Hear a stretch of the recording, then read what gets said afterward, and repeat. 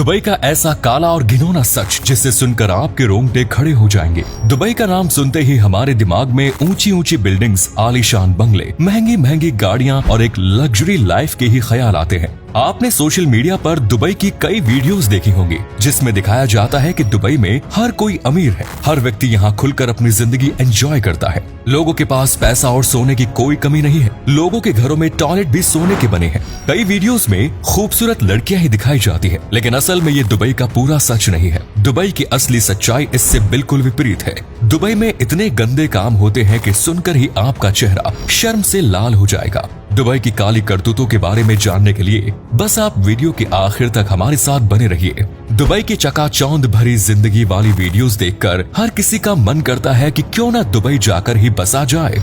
हर साल भारत से हजारों की संख्या में लोग रोजगार की तलाश में दुबई जाते हैं। दुबई ने पिछले 5 दशक में बहुत तेजी से तरक्की की है और इस तरक्की में भारत, बांग्लादेश, नेपाल और पाकिस्तान जैसे देशों के लेबर का योगदान सबसे अहम रहा है। हजारों लाखों लेबर्स को इन देशों से दुबई ले जाया गया और वहां जाकर उन्हें गधा मजदूरी के काम में झोंक दिया गया। मजदूरों को लालच दिया जाता है कि वो 1.5 से 2 लाख रुपए महीने की कमाई आराम से कर लेंगे और पैसों के लालच में लेबर क्लास दुबई जाने के लिए तैयार हो जाती है। पहले तो एजेंट, टिकट, पासपोर्ट और वीजा जैसी चीजों के नाम पर 2 से 3 हजार डॉलर्स लोगों से वसूल कर लेते हैं और उसके बाद वे जब दुबई पहुंचते हैं तो उनकी जिंदगी का सबसे बुरा दौर शुरू हो जाता है। वहां पहुंचते ही सभी लोगों के पासपोर्ट जब्त कर लिए जाते हैं। शुरुआत में 2 से 3 महीने ट्रेनिंग और ऑब्जर्वेशन के नाम पर उन्हें कोई सैलरी नहीं दी जाती। कड़ी धूप में 14 से 16 घंटे उनसे काम कराया जाता है और उन्हें रहने के लिए शहर से कई किलोमीटर दूर लेबर कैंप्स में जगह दी जाती है, जहां एक कमरे में 10 से 15 लोगों को ठहराया जाता है, जबकि उसकी कैपेसिटी सिर्फ 4 से 5 लोगों की होती है। पूरे कमरे में केवल एक पंखा लगा होता है। खाने के लिए रूखा सूखा भोजन दिया जाता है। इतना सब होने के बाद भी लेबर चाहते हुए भी वापस अपने देश नहीं आ पाते, क्योंकि जो पैसा खर्च करके वे वहां पहुंचे हैं उस पैसे की भरपाई करना जरूरी है। बहुत से लोग अपना सामान और जमीन गिरवी रखकर पैसों का जुगाड़ करके दुबई तक पहुंचते हैं और पासपोर्ट ना होने के कारण इंडियन एम्बेसी भी उन लोगों की कोई मदद नहीं कर पाती। भारत सरकार के विदेश मंत्रालय के आंकड़ों के मुताबिक पिछले 7 सालों में दुबई में 34,000 भारतीयों की मौत हुई है। रोजाना 5 से 6 लोग दुबई में मर रहे हैं और इनमें एक्सीडेंट या नेचुरल डेथ का आंकड़ा बेहद कम है। अधिकतर लोग सुसाइड करके अपनी जान दे रहे हैं, क्योंकि नरक में रहने के कारण वे अपनी हिम्मत हार चुके होते हैं। न सिर्फ पुरुषों को बल्कि महिलाओं के साथ भी ऐसा ही बर्ताव किया जाता है। डोमेस्टिक वर्कर्स के बहाने मासूम लड़कियों को दुबई ले जाया जाता है, जहां घरों में उनसे 24 घंटे 7 दिन काम कराया जाता है। साथ ही उन्हें वायलेंस और सेक्सुअल हैरेसमेंट का सामना भी करना पड़ता है। यदि कोई लड़की इसका विरोध करती है तो उसे मार दिया जाता है या जेल में बंद कर दिया जाता है। दुबई में वेश्यावृत्ति कानूनी रूप से अवैध है, ऐसा दुनिया को बताया जाता है, लेकिन सच तो ये है कि जितनी वेश्यावृत्ति आज दुबई में हो रही है उतनी तो शायद ही आपको कहीं देखने को नहीं मिलेगी।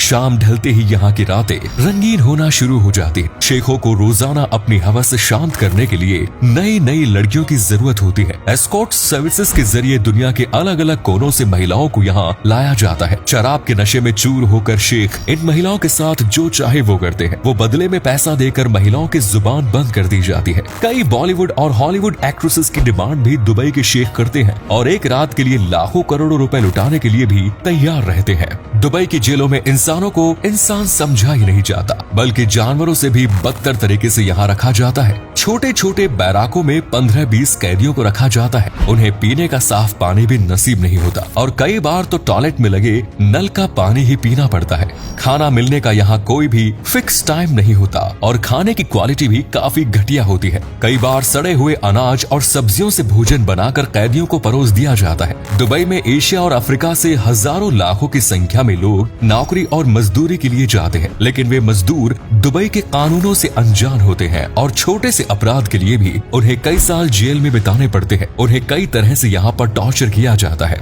स्पोर्ट्स के नाम पर युवा कैदियों को उल्टा लटकाकर कोड़े और बेल्टों से मारा जाता है। दलील में वहाँ के अधिकारी कहते हैं कि ये उनकी ट्रेनिंग का एक हिस्सा है। संयुक्त अरब अमीरात के पूर्व प्रेसिडेंट मोहम्मद अल जाबी ने बताया था कि एक बार दुबई की जेल में 70 कैदियों को इतनी बुरी तरह मारा गया कि उनके परिवार वाले उन्हें पहचान भी नहीं पाए। जब आपके खुद के घर वाले आपको पहचानने से इनकार कर दे तो आप अंदाजा लगा सकते हैं कि कैदियों के साथ कैसा सलूक किया जाता होगा। दुबई की जेलों में कुरान की क्लास चलाई जाती है और कैदियों को जबरन ऐसी क्लासेस अटेंड करने के लिए कहा जाता है। महिलाओं के बैराक में रात को 10 बजे अंधेरा कर दिया जाता है। इसके बाद कोई भी महिला किसी से बात नहीं कर सकती और ना ही कहीं आ जा सकती है। दुबई आज पूरी दुनिया के लिए एक बड़ा खतरा बन रहा है। जिस तरह से ये प्रकृति और पर्यावरण के साथ खिलवाड़ कर रहा है, किसी भी समय महाप्रलय आ सकती है। दुबई में पीने का पानी साफ मौजूद नहीं है। डिसैलिनेशन प्रोसेस के जरिए यहाँ पानी को फिल्टर किया जाता है, जिसमें बड़ी मात्रा में कार्बन का उत्सर्जन होता है। समुद्र के ऊपर मानव निर्मित आइलैंड्स बनाए गए हैं, जिनके लिए समुद्र के तट से रेत को बाहर निकाला गया।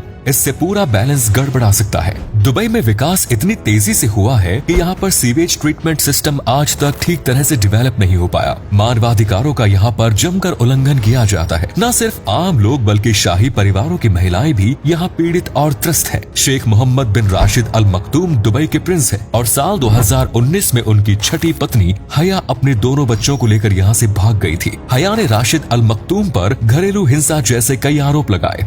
इसके बाद दोनों का तलाक हो गया। साल 2020 में राशिद अल मखदूम की बेटी लतीफा भारत के गोवा राज्य के पास गई थी। वो भी अपने पिता से परेशान होकर घर छोड़कर भागी थी। लतीफा ने बताया कि उसके पिता उसे जबरन घर में बंदी बनाकर रखना चाहते हैं। लेकिन सवाल ये आता है कि यदि दुबई में इतने सब गंदे काम होते हैं और ये देश इतना घिनौना है, तो इसके बारे में लोगों को पता क्यों नहीं चल पाता और क्यों लोग दुबई जाने के लिए उतावले हुए रहते हैं? इसके पीछे का कारण है centralised control on media. Dubai में मीडिया के अधिकार बहुत सीमित है। मीडिया दुबई के बारे में कुछ भी नेगेटिव नहीं पब्लिश कर सकती। दुबई में जो लेबर कैंप्स होते हैं वे मुख्य शहर से 40 से 50 किलोमीटर दूर बनाए जाते हैं, जिस कारण पर्यटकों को उन कैंप्स के बारे में भी कभी पता नहीं चल पाता। शेखों की पार्टियां काफी प्राइवेट रहती हैं और दुबई ऐसा कर क्यों रहा है? इसका सीधा सा जवाब है टूरिज्म को बढ़ावा देना। यदि दुबई के ये सभी काले सच लोगों को पता चल जाए तो भला कौन दुबई जाना पसंद करेगा और कौन रोजगार के लिए अपने परिवार को छोड़कर दुबई जाएगा? इसीलिए वीडियोस में दुबई को एक लग्जरी और आलीशान शहर के तौर पर दिखाया जाता है। यहाँ की लाइफस्टाइल दिखाकर लोगों को आकर्षित किया जाता है। लेकिन सच तो ये है कि दुबई मॉडर्न स्लेवरी का एक बेहतरीन उदाहरण है। तो उम्मीद करते हैं वीडियो पसंद आई होगी। अगर आई तो लाइक कीजिए, शेयर कीजिए, कमेंट्स कीजिए और इस वीडियो को देखने के बाद आपको पता चल गया होगा दुबई की घिनौनी सच्चाई का। वो कहावत है ना कि दूर के ढोल सुहाने लगते हैं, ठीक ऐसा ही हाल दुबई का भी है। दुबई का केवल एक पहलू ही दुनिया को दिखाया गया है। धन्यवाद।